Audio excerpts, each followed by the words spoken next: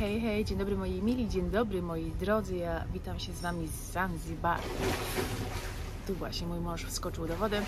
Dzisiejszy odcinek, moi drodzy, będzie o tym, co powinniście zabrać ze sobą do Zanzibaru, żeby Wasze wakacje były udane, bezproblemowe i żeby oczywiście umiliły Wam tutaj pobyt. Są to takie rzeczy, mogłoby się wydawać bardzo oczywiste, ale uwierzcie mi, że niektóre nie są. Także zacznijmy od tego, że podróż do Zanzibaru jest bardzo często długą podróżą. Nam od drzwi do drzwi podróż zajęła równe 24 godziny. Tak więc, moi drodzy, przygotujcie sobie na ten przelot, moim zdaniem must have, pomadkę do ust, bo usta bardzo wysychają w samolocie. Tak samo przygotujcie sobie chusteczki nawilżane, bo naprawdę fajnie się odświeżyć właśnie w samolocie, albo weźcie sobie ręczniczek, po prostu odświeżycie się wodą. Pamiętajcie tylko, że woda w kabinie samolotowej nie jest pitna, także jeżeli na przykład chodzicie myć zęby, to zaopatrzcie się w butelkę wody od obsługi, bo w tak długich lotach przeważnie macie wszystkie swoje posiłki i wszystkie swoje napoje doliczone, także zaopatrzcie się w to. Następnie, jeśli chodzi o wlot do Zanzibaru. Moi drodzy, do Zanzibaru musicie mieć wykupioną wizę. Wiza turystyczna jest ważna przez 3 miesiące. Kosztuje ona $50. Można ją sobie wyrobić online. Musicie się za to zabrać minimalnie 30 dni przed wylotem. Ale wiecie, może ona w ciągu tych 30 dni nie zostać wyrobiona. Także my takiego ryzyka nie podejmowaliśmy ani za pierwszym, ani za tym razem. Po prostu, żeby sobie troszeczkę to ułatwić, Radek wydrukował formę, wypełniliśmy wszystko w domu. Później mieliśmy jeszcze tylko taką formę lokalizacyjną, że tak powiem. Wypełniliśmy ją już na lotnisku, na miejscu i ruszyliśmy do okienka. Tam zrobiono nam zdjęcia. Później wyrusza się do drugiego okienka, płaci się pieniążki i dopiero na końcu już z wydrukowaną wizą, z opłaconą wizą wyrusza się do okienka trzeciego, gdzie Was urzędnik państwowy przywita. Dobra wiadomość jest taka, moi drodzy, że przy wjeździe na Zanzibar nie potrzeba żadnych szczepień, także nie musicie nic okazywać, nie musicie się niczym denerwować, że nie daj Boże o czymś zapomnieliście. Jeszcze w zeszłym roku, lecąc przez Dubaj, potrzebowaliście okazywać certyfikat szczepień na COVID, w tym roku czegoś takiego nie ma. Tutaj też powiem Wam taką rzecz, która może wydawać się błaha, ale warto właśnie na lotnisko zabrać ze sobą długopis. Na lotnisku też akurat za pierwszym razem nie było ich bardzo dużo, teraz taki owszem było sporo, bo byliśmy jedynym samolotem. Jeśli już szczęśliwie wylądowaliście, dostaliście wizę i postawiliście swoje stopy na fantastycznej ziemi afrykańskiej, moi drodzy, musicie sobie załatwić dojazd do hotelu. Jeżeli nie macie wycieczki all inclusive, no to po prostu możecie porozmawiać sobie z taksówkarzami, którzy stoją na zewnątrz. Jeśli bukujecie hotele na Booking, to powiem Wam, że bardzo często hotel, jeżeli porozmawiacie przy bookingu, hotel Wam bez żadnego problemu załatwi i wtedy jest ustalona cena. Nie jest to żadna cena naciągana wtedy. My na przykład za przejazd w dwie strony zapłaciliśmy $60, także to nie jest wygórowana cena. Oczywiście, gdybyśmy sobie, wiecie, chcieli się targować na miejscu, no to przypuszczam, że moglibyśmy jeszcze troszeczkę uciąć. Nie powinno się płacić więcej niż $35, przynajmniej do Nungwi. Zależy, w jakiej odległości od lotniska zostajecie, ale okolice Nungwi $35 to jest maksymalnie. Nie zgadzajcie się absolutnie na nic więcej. Na tym lotnisku oczywiście znajdzie się sporo ludzi, którzy będą Wam chcieli pomóc z walizkami, ze wszystkim. Bardzo często będzie bezinteresownie, można powiedzieć, że bezinteresownie, ale będą się pytali, może jakiś tip, czyli może jakiś napiwek. Także na to też bądźcie przygotowani, że jeżeli z czymś Wam pomagają, to zapytają się Was o napiwek. Można też oczywiście wynająć auta. My takiego auta nie wynajmowaliśmy i z tego, co się orientujemy, posiadając europejskie prawo jazdy, będziecie musieli sobie wyrobić też zezwolenie. Radek mi tutaj podpowiada, że w wypożyczalni, w której auto będziecie wynajmować, takie papiery Wam też wyrobią. My się na ten krok nie zdecydowaliśmy. Po prostu ruch tutaj jest, jak powiedziałabym, nie wiem, we Włoszech, jak w Rzymie. Tutaj nie ma żadnych zasad. Na jednopasmowej drodze tworzą się 3 pasy. Także to jest po prostu szaleństwo. Mój Radek jest kierowcą na co dzień i zdecydowaliśmy, że tutaj auta nie będziemy wynajmować, bo po prostu nie chcemy. Chcemy się tutaj zrelaksować. Wiecie, rzeczy tutaj nie są na tyle drogie, żebyśmy nie mogli sobie pozwolić na taksówkę. Teraz dobijamy do brzegu, przechodzimy do rzeczy, które są tutaj zupełnie, absolutnie niezbędne. Moi drodzy, przede wszystkim filtry do twarzy. Ja mam akurat tutaj Vichy 50 i jak widzicie, no i tak jestem nieco zjarana, chociaż no i tak dużo mniej niż w zeszłym roku, także to jest must have i naprawdę to jest po prostu coś, bez czego się tutaj nie ruszycie i naprawdę reaplikujcie jego, jak tylko sobie przypomnicie. Skoro filtr do buzi, no to oczywiście też filtr do ciała. My mamy 50, akurat to jest tutaj Nivea i mamy 50 dla dzieci wodoodporną. Jestem wielką alergiczką, także ja przeważnie stosuję rzeczy, które są dla dzieci odpowiednie. Wiem, że mnie to nie uczuli. My jesteśmy teraz na 15 dni i mamy dwie takie butelki. Jedną już wykończyliśmy, to już jest druga. Także to naprawdę idzie tutaj jak woda. My na przykład w ciągu dnia też bierzemy prysznic, no i oczywiście po prysznicu musimy znowu nałożyć filtr. Także filtr musi być. I naprawdę 50 to nie jest w tym przypadku żadna przesada. 50 też musi być. Jeśli już pokryliśmy twarz, jeśli już pokryliśmy ciało, nie zapominajmy też o ustach, moi drodzy. Usta tutaj pierzchną jak szalone. Jest tutaj tak gorąco, tak bardzo leje się z Was woda, że po prostu odwadniamy się natychmiastowo, a co za tym idzie, pierwsze, wiecie, takie odwodnienie pokazuje się też na Waszych ustach, także ja tutaj akurat mam jakiś PIS Bwinch, nie wiem jak to się wymawia, 30, to już jest mój kolejny sztyft, on jest zarąbisty, jest świetny, nie klejący, używa też, wiecie, smaruje też usta radka nim, bo on ani się nie błyszczy, ani nie daje żadnego takiego efektu, że tak powiem, bardziej kobietom przypisanego, także bez problemu mogę Radkowi usta tym smarować i nie ma ani spalonych, ani spiszchniętych. Skoro filtry, moi drodzy, no to po kąpieli, po zmyciu tych okrutnych, niezdrowych filtrów, coś do pielęgnacji ciała, coś, żeby Was orzeźwiło troszeczkę, coś, żeby ukoiło Waszą skórę, czyli jakikolwiek fajny balsam po opalaniu. Tutaj jest bardzo dużo balsamów i żelów z aloesu do kupienia i nie są one drogie, także coś takiego super Was po kąpieli także orzeźwia. To akurat nie jest żadne klejące, ani nic takiego. Wieczory, moi drodzy, my jesteśmy obecnie w sezonie tak zwanym deszczowym, jest to listopad, także być może jest większa ilość komarów. W zeszłym roku byliśmy w październiku, nie było komarów w ogóle, teraz jesteśmy w listopadzie, troszeczkę jest wieczorami, także coś na komary. My używamy Mugi z zawartością DIT 50%, to akurat zgapiłam od swojego kolegi YouTube'owego Łukasza. Świetny spray, naprawdę dobry, spryskacie się i nie macie problemu z komarami. Jest to must have, przepraszam, że użyłam tego słowa must have, ale musicie koniecznie zabrać jakikolwiek spray na komary, jeśli będziecie się wybierali na safari, bo o ile malaria nie występuje już na Zanzibarze, jest to znikomy procent, można powiedzieć śmiało, że już nie występuje, to taki owszem na mainland, jako w Tanzanii już występuje i jest to cały czas problem, także zabezpieczajcie się, pryskajcie się takimi rzeczami. Jeśli chodzi o tabletki, my żadnych tabletek nie braliśmy, bo ponoć, wiecie, ryzyko zachorowania jest też nie takie wielkie, a tabletki robią więcej zła niż dobra tak naprawdę. Często dostajemy pytania, czy się szczepiliśmy przeciwko malarii. Nie ma czegoś takiego jak szczepionka przeciwko malarii, także się nie szczepiliśmy. Mogliśmy, tak jak powiedziałam, kupić sobie tabletki, ale tych tabletek też nie kupiliśmy. Jeśli już jesteśmy pewni, że na zewnątrz nas komary nie dziabną, musimy się też upewnić, że nie będzie ich w pokoju. U nas w pokoju komary czasami sobie fruwają gdzieś tam w łazience, ale dzięki temu, że kupiliśmy, wiecie, taką rzecz do kontaktu na komary, nie mamy tego w sypialni. Fajny też jest i warto sobie właśnie szukać, jeżeli nie jesteście w hotelu all inclusive, gdzie przypuszczam, po prostu jest wszystko pryskane, dlatego tych komarów też jest mniej, tak mi się po prostu wydaje. Patrzcie na hotele, gdzie na łóżkach macie moskitiery, bo jest to naprawdę pomocne. Jeśli już niestety w Was coś dziabnie, no to też warto sobie kupić, nie wiem, czy tutaj gdzieś mam, przyniosłam, tutaj nie przyniosłam, warto sobie kupić żel, taki, wiecie, po ukąszeniach, żeby, wiecie, nie denerwować się, bo to jest bardzo frustrujące, denerwujące, jeśli coś Was gdzieś spędzi, także warto też w coś takiego się tutaj zaopatrzyć, żeby Was już później nie spędziało i żebyście mogli sobie spokojnie spać. Już jesteśmy wysmarowani balsamem do opalania, już nas słońce nie będzie parzyć i zdecydowaliśmy, że chcemy bardzo dużo chodzić. I powiem Wam, że dla osób, które chcą bardzo dużo chodzić, taką osobą jestem ja, która nie jest, wiecie, zupełnie szczupła, chociaż wiedziałam, że szczupłe osoby też z takimi rzeczami się wspomagają, warto mieć jakieś takie galotki, które założycie sobie na tyłek. Naprawdę.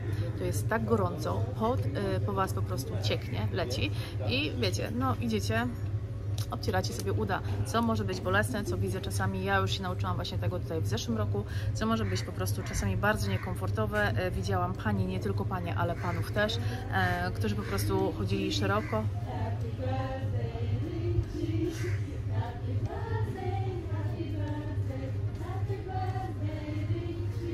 Ktoś ma urodziny.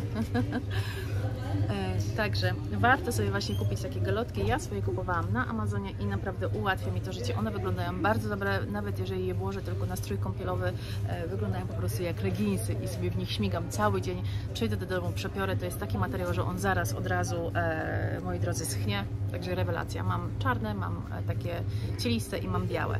Nawet wieczorami już po kąpieli zakładam pod kieckę, bo po prostu jest tak dużo wygodniej. Też jak byliśmy właśnie w aptece, to był jakiś tam pan i kupował sobie talk, bo powiedział, że tak bardzo się obtarł, także kupował sobie talk, dlatego wiem, że panów też to spotyka. Jeśli już mówimy o aptece, to mówmy o lekarstwach. Tabletki na dolegliwości żołądkowe, żeby to tak ładnie ująć, są konieczne, po prostu są konieczne. W zeszłym roku nam się nie przydały, a w tym roku niestety ciężko się przyznać, ale taki owszem i naprawdę zaopatrzcie się w nie, bo nie wiadomo, nie wiadomo. My przypuszczamy, że struliśmy się homarem, który został nam podany na wycieczce, bo pierw zaatakowało Radka, a później zaatakowało mnie niestety i uwierzcie mi, takie tabletki są zbawienne. Wzięliśmy tylko jedno opakowanie, gdzie było 6 tabletek i polecam Wam wziąć troszeczkę więcej, bo naprawdę zaopatrzcie się po prostu w te tabletki.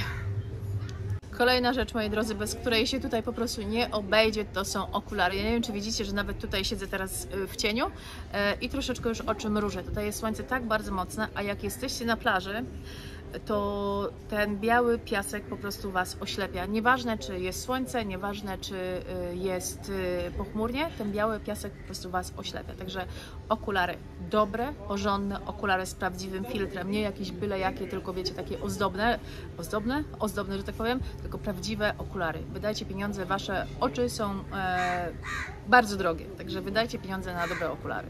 Warto też przywieźć ze sobą jakąś czapkę na głowę lub jakieś przykrycie na głowę. Ja noszę przeważnie kapelusze, albo jeżeli zapomnę i już gdzieś wyjdziemy, to sobie opatulam koszulą. Radek bardzo często chodzi w czapce, bo też, no mówię, słońce grzeje tutaj konkretnie, także warto w ten sposób się też zabezpieczyć, żeby po prostu nie doświadczyć bólu głowy lub udaru słonecznego, którego właśnie doświadczyłam ja, nie mając żadnego przykrycia głowy na safari. Także uczcie się na moich błędach, żebyście tych samych nie popełniali. Zaopatrzcie się w jakieś nakrycie głowy. Tutaj akurat mam wielką stopę Radka, ale warto też zaopatrzyć się w takie buty. Tutaj akurat na plaży nogi my ich nie potrzebujemy, ale jak byliśmy w Kenua, było bardzo dużo jeżowców, a nadepnięcie na takiego jeżowca może się skończyć niedobrze dla Was. Także warto mieć takie buty, w takie buty się zaopatrzyć. Także będą one dosyć przydatne, jeżeli zdecydujecie się na odwiedzenie na przykład Kuza Cave, czyli jaskiń po prostu tam, gdzie jest woda, bo jest tam bardzo stromo, te skały są bardzo ostre, także nie zróbcie sobie krzywdy. Takie buty się naprawdę przydadzą. One mają taką dosyć, akurat my mamy taką z taką fajną podeszwą, ona jest dosyć twarda, ale same buty są lekkie i są bardzo elastyczne, także naprawdę warto w coś takiego się zaopatrzyć też. W Zanzibarze niestety często nie ma prądu. Jest to kwestia czasami kilku minut, czasami kilkunastu minut. U nas tutaj w hotelu się tak zdarzyło. Na szczęście nasz hotel, w którym się zatrzymujemy, ma swój agregat, także tego prądu nigdy nie ma dłużej niż, dajmy na to, nie wiem, minuta, pół minuty, dopóki ktoś po prostu nie dojdzie i nie włączy tego prądotwórczego agregatu. Także fajnie mimo wszystko zaopatrzyć się, bo nie wszystkie, wiem, że nie wszystkie hotele właśnie agregat posiadają, także warto zaopatrzyć się w coś takiego jak powerbank. Tutaj Radosław kupił jakiś powerbank na Amazonie. Nazwa jego tu jest Anker i powiem Wam, że jest on świetny. On ma w sobie 3 pełne ładowania telefonu i sam w sobie też jest bardzo szybki do naładowania. Także to jest naprawdę fajne, zwłaszcza jeśli jesteście tacy jak ja chodzę i robię zdjęcia. Robię zdjęcia cały czas.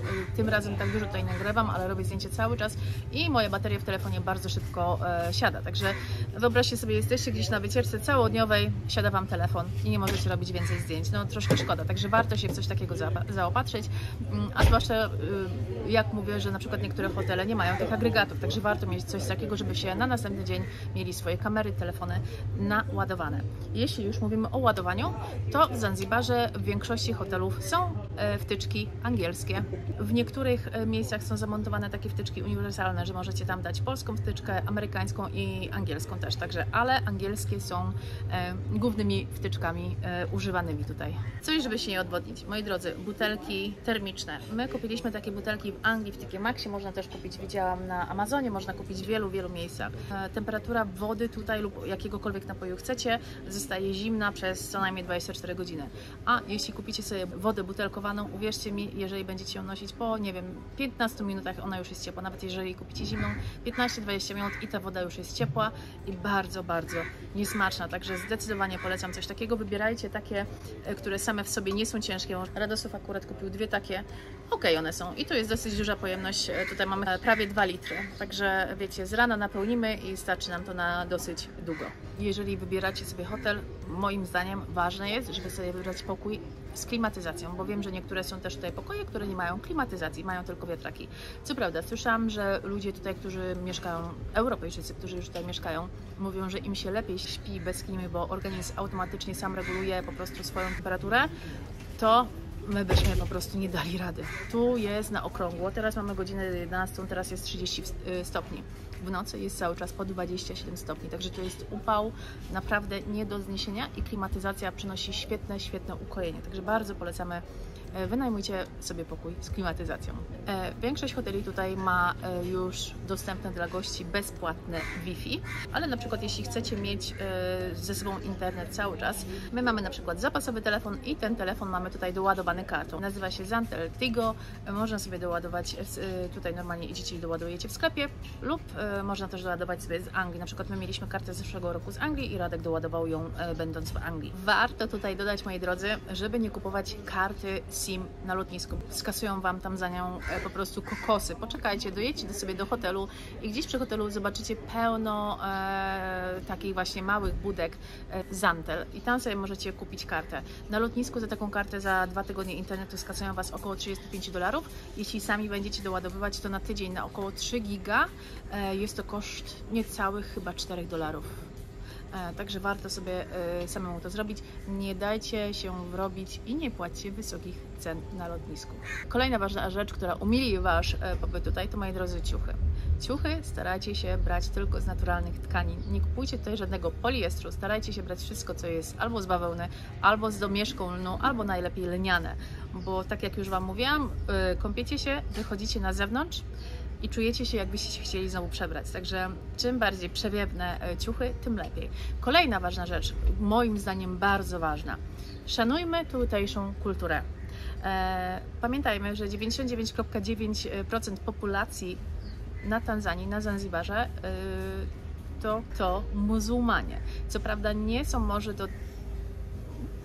jak to powiedzieć, może nie są to tacy muzułmanie jak u nas w Europie, no ale też szanujmy ich religię i też kobiety, mężczyźni, wchodząc gdzieś do miasta, zakładajcie na siebie koszulki, kobiety przykryjcie się, chociaż wiecie, jeżeli macie na sobie tylko stanik, załóżcie jakąkolwiek koszulę i wiecie, jeżeli gdzieś wchodzicie w to, nie mówię o takich tutaj markecikach zaraz przy plaży, no bo to jest inaczej, to jesteśmy przy plaży, oni są tutaj dla turystów i tam nie mają nic przeciwko temu, ale jeżeli gdzieś wchodzimy do miasta, tak jak my na przykład wychodząc tutaj z Nungwi do takiego miasteczka, jest napis, jest taka duża tablica, gdzie proszą, ubierzcie się, uszanujcie naszą kulturę, my szanujemy Was, Wy uszanujcie mnie, także warto jest uszanować ich, po prostu się przykryjmy. Wiecie, zwykła lniana koszula lub bawełniana koszula zapięta na jeden guzik Was nie zbawi, a no moim zdaniem ja się czuję lepiej, wiedząc, że nie wywołuje jakiegoś zgorszenia i no po prostu moim zdaniem jest to tylko fair, żeby tak robić. Tak samo jak wybieracie się do Stone Town, też warto się tam ubrać, to już jest stolica, tam kobiety z kolei już lokalne bardzo często zobaczycie zakryte od góry do dołu, także też nie wyróżniajmy się, no po co robić takie rzeczy? Po co robić takie rzeczy? Wycieczki. Jeśli chcecie kupić wycieczkę, to czy polecam kupować wycieczki, które są w hotelu? Sama z naszych doświadczeń nie polecam, bo są one czasami nawet dwukrotnie droższe. Nie warto. Później, jeśli kupicie wycieczki od tak zwanych beach boyów, czyli ludzi na plaży, nie bójcie się ich. Tutaj nie ma oszustów, oni za bardzo dbają o swoją reputację, oni wiedzą, że jeżeli zaczną oszukiwać, to turyści przestaną tutaj przyjeżdżać. Także warto jest kupować u beach boyów i wziąć po prostu sobie takie potwierdzenie. Przeważnie proszą o jakiś mały depozyt, jest to mały depozyt, także warto jego płacić. Nie bójcie się, naprawdę oni Was nie oszukają. Przynajmniej nie zdarzyło nam z kimkolwiek tutaj rozmawiamy, to jeszcze też się nikomu nie zdarzyło. Targujcie się. znowu, tak jak mówiłam o taksówkach, tak samo mówię teraz. Podam Wam tylko głupi przykład. My jechaliśmy na wycieczkę, zapłaciliśmy za nią $75, a ludzie, którzy byli już tutaj, który raz? Szósty? Czwarty raz? Zapłacili za tą samą wycieczkę, identyczną wycieczkę, $140. Także moi drodzy, różnica jest kolosalna. Uwierzcie mi, że targować się, my zawsze mniej więcej schodzimy połowę ceny prawie zawsze schodzimy, także warto od razu się targować. Nie wstydźcie się, jeszcze w zeszłym roku ja się wstydziłam, ale w tym roku ja już też mówię drogo, za drogo, za drogo. Radek to z kolei mówi po Swahili Sina Pesa albo coś tam, ale zaraz zaproszę tutaj Radka, żeby Wam powiedział kilka słów, bo co Wam również pomoże w otrzymaniu korzystniejszej ceny, zarówno na plaży, dajmy na to na kokosa, albo właśnie w kupowaniu wycieczek, to nauczenie się kilku podstawowych regułek. Radek poświęcił, nie wiem, jakiś tydzień czasu w pracy, jeżdżąc autem, po prostu słuchał sobie YouTube'a i nauczył się kilku podstawowych regułek, takich, których używają tubylcy, a nie turyści. I już jego tutaj zaproszę z basenu. Przyjdziesz? Żeby Wam o tych regułkach powiedział, bo naprawdę uratowały nam dupę wiele razy. Może nawet nie dupę, ale uratowały nam portfel wiele razy. Kupując takie wycieczki od Beach Boyów macie też wybór, czy jedziecie po prostu taką grupą, wiecie, Wy się zapisujecie w dwójkę czy w ileś osób, a oni do Was jeszcze dopakują ludzi. Jeśli na przykład jesteście odważni i chcecie sobie sami zorganizować wycieczkę, możecie się umówić z jakimś, nie wiem, taksówkarzem. My na przykład z naszym taksówkarzem, który ma na imię Abbas, tak zrobiliśmy. Ugadaliśmy się na cenę i za cenę 85 funtów on nas obwiózł po całej wyspie. Za taką samą wycieczkę zapłacilibyśmy za dwie osoby. My zapłaciliśmy taksówkarzowi 80 funtów za cały dzień praktycznie bycia z nami. Oprowadził nas po wszystkich plażach, które chcieliśmy zobaczyć. Pokazał nam Kuza Cave, pokazał nam Jozani Forest, pokazał nam The Rock Restaurant i to wszystko w cenie 80 funtów, czyli moim zdaniem bardzo tanio, bo jeżeli byście chcieli zabukować taką samą wycieczkę od Beach Boya albo gdzieś w hotelu, to kwota będzie 2 razy wyższa za dwie osoby. Plus do tego będziecie jeździli takim busem 16-osobowym i pewnie po drodze będą zbierać ludzi, żeby Was gdzieś zawieźć. Czyli tak naprawdę kilka godzin z tej wycieczki będziecie tracić na to, żeby kogoś jeszcze tam dopakować do autobusu i potem kogoś tam będzie odwozić po kolei, także to też nie jest fajne, jeżeli chcecie po prostu mieć spokój, święty spokój, bez pośpiechu, bo w grupie wiadomo, jest plan i muszą zobaczyć wszystko. Ja polecam bardziej prywatny transport z panem taksówkarzem i on wszystko Wam pokaże tak samo jak Beach Boy. Co prawda też musimy tutaj wspomnieć, że jeżeli jedziemy na takie wycieczki, które sobie sami organizujemy, Wy musicie sami płacić za wstęp. Ale no i tak, mimo że my płaciliśmy za Kuza Caves albo płaciliśmy za Jozani Forest, wyszło nas to no i tak ponad $100 taniej. Tak, wyszło nas to taniej, było fajniej. Mieliśmy klimę cały czas. Tak, i to my mówiliśmy na przykład, że okej, na tej plaży już nam starczy, możemy jechać dalej. Wiecie, że nie było takiego przymuszenia, a tutaj zostajecie, tutaj stąd szybko wyjeżdżamy, nie było czegoś takiego, także wszystko zależało od nas i to było naprawdę fajne. Także takie wycieczki polecamy. No ale wracając do tego, jeśli na przykład chcecie sobie cokolwiek wytargować tutaj lub jeżeli chcecie, żeby Wasze ceny były bardziej korzystne lub jeżeli nie chcecie być tak bardzo często zaczepiani na plaży, bo zdarza się to dosyć często, warto nauczyć się kilku takich podstawowych słówek, znaczy no, może nawet nie podstawowych, ale takich słówek, które są używane. Radosław na przykład znalazł na YouTubie. Znalazłem na YouTubie takiego nauczyciela Swahili i on po prostu powiedział, tutaj takie bardzo popularne słowo jest jumbo. Jumbo to nie jest Swahili, to jest słowo, które dla turysty jest łatwe do zapamiętania i oni po prostu witają się z Tobą słowem jumbo. Jeżeli Ty odpowiesz do nich jumbo, to już wiadomo, że nie znasz Swahili i wiadomo, że można Cię naciągnąć na wyższą cenę. I to facet powiedział na YouTubie i ja mówię, no faktycznie jest coś takiego. I powiedział, prosta zasada, jeżeli jesteś sam i widzisz kogoś lokalnego tutaj, mówisz do nich hujambo. I oni odpowiadają do Ciebie si jumbo. I wtedy on wie, że Ty mówisz troszkę Swahili, że już Cię nie może naciągnąć na tą lepszą cenę. Tak samo jeżeli oni mówią do Ciebie jumbo, to mówcie si jumbo, odpowiadajcie si jumbo. I to już będzie dla nich, aha, on już tu był, nie mogę z niego zedrzeć, czyli dam mu niższą cenę, od razu. To jest, ja już po sobie to widzę, że to jest prawda. To jest coś, to jest tak proste, a zmienia cenę, normalnie zmienia podejście tego tubylca do nas o 100%. Nawet taki jeden przyrostek naprawdę dużo zmienia, bo tylko jak Radek powie Sea Jumbo, to oni od razu takie oczy, od razu tacy zdziwienie. Jeszcze jakieś takie, ale tak dosyć szybko, bo to takie informacyjne filmy, mieliśmy to. Jeszcze takie najważniejsze słowo to jest asante. To jest dziękuję. Jeżeli przychodzi do Was ktoś, kogo sprzedaje coś, mówcie asante. I to powinno wystarczyć. To powinno wystarczyć, że on nie chcesz, dziękuję, odchodzi. Apana to znaczy nie, apana asante to też jest. To już bardziej takie. To musicie powiedzieć już razem. Apana asante. Apana to jest nie. I to jest bardzo źle postrzegane. Jeżeli powiesz tylko nie, to jest takie nie bardzo, ale jak powiesz apana asante, to jeszcze ładniej brzmi i też dadzą Wam spokój. Co jeszcze z tych słówek masz?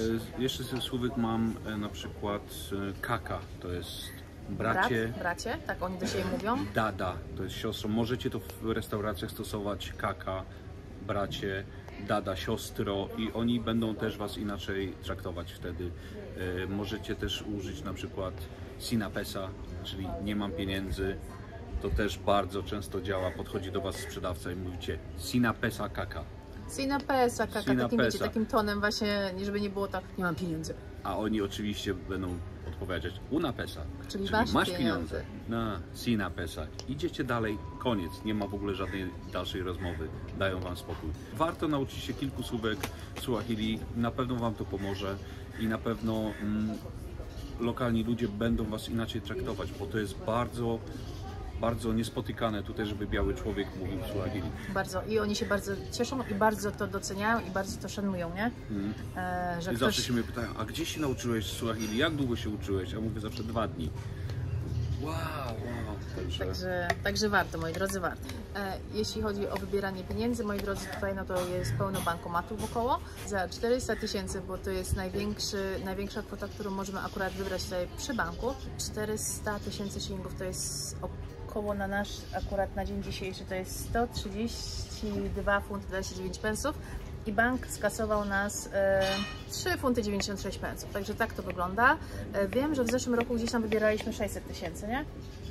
Na pewno była możliwość wybrania 600 000, ale tutaj akurat nie mamy i nie szukamy, no bo jakoś tak nie potrzebujemy.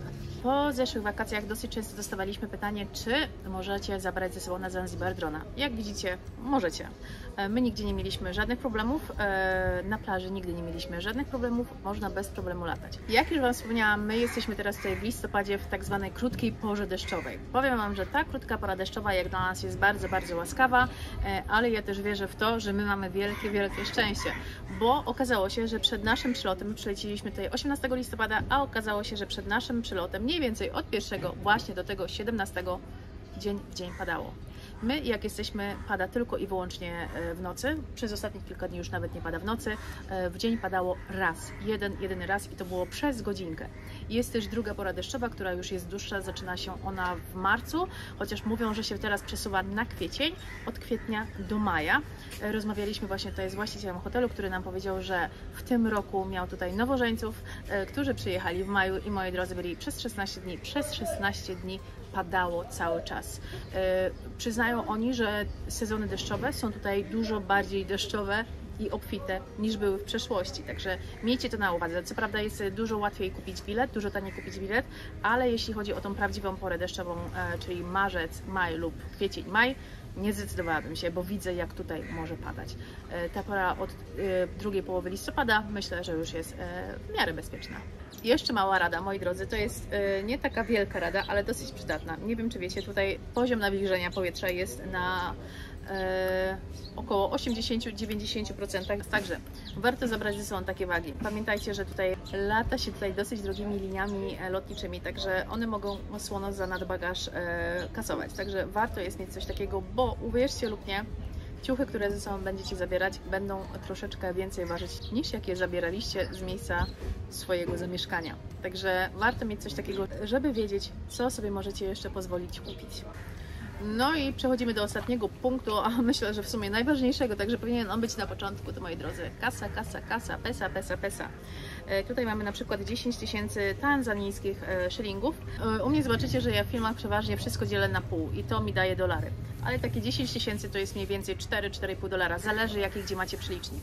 Płacąc kartą, moi drodzy, bardzo często w restauracjach, jak i w hotelach będą Wam naliczali jeszcze ekstra prowizję, to jest jakieś 2-3%, oni centralnie przy Was mówią, o jeszcze 3% prowizji Wam muszę doliczyć za kartę, no i musicie się zgodzić, także dobrze mieć przy sobie gotówkę. My przewieźliśmy ze dolary, a teraz wybieramy właśnie, nie ma innej opcji, także tanzanijskie szylingi. I to myślę, że byłoby na tyle. Mam nadzieję, że film okazał się dla Was pomocny. Jeśli macie jakieś pytania, zadawajcie je śmiało pod tym filmem, a jeśli również byliście w Zanzibarze, w Tanzanii i my o czymś zapomnieliśmy, to bardzo Was proszę, napiszcie pod filmem, aby inni mogli skorzystać.